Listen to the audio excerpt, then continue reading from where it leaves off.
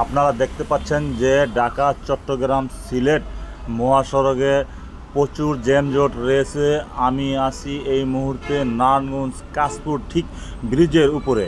এটা হচ্ছে সিলেট মহাসড়ক, এটা হচ্ছে চট্টগ্রাম মহাসড়ক। দুই সড়কের মাঝখানেই আমি অবস্থান করছি এখন। দুনো সড়কেই লেগে আছে প্রচুর জাম। যারা এই মুহূর্তে ঢাকা চট্টগ্রাম নোয়াখালী সিলেট ফেনীর উদ্দেশ্যে রওনা দিছেন, অবশ্যই এই রাস্তার মধ্যে প্রচুর জ্যামজট সৃষ্টি। আপনারা আসতে অনেক কষ্ট হবে। এই মুহূর্তে খুবই যানজট লেগে আছে। ঢাকা চট্টগ্রাম সিলেট দুই সড়কের মধ্যখানেই আমি অবস্থান করছি। দুনো সড়কেই এই মুহূর্তে অনেক জ্যামজট সৃষ্টি হয়েছে, দেখা যাচ্ছে অনেক জ্যামজট। এটা হচ্ছে সিলেট এর রোড, এটা হচ্ছে চট্টগ্রাম মহাসড়কের রোড। ঠিক ব্রিজের মধ্যখানেই আমি আছি। এই যে এটা হচ্ছে ব্রিজের ডাল, আপনারা দেখতে পাচ্ছেন। আমি আছি নারায়ণগঞ্জ কাশপুর যেই ব্রিজটি, সেই ব্রিজটির ঠিক উপরেই আমি আছি।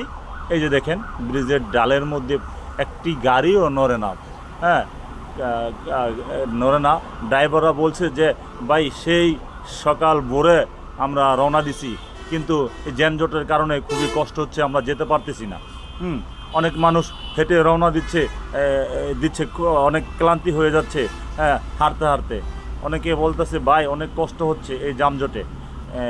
এই দেখতে পারতেছেন বিশাল যানজট লেগে আছে, বিশাল যানজট। হ্যাঁ, আপনারা এই মুহূর্তে যারা ঢাকা চট্টগ্রাম মহাসড়কের উদ্দেশ্যে রওনা দিচ্ছেন, তারা ভেবেচিন্তে রওনা দিবেন বা ভেবেচিন্তে আসবেন।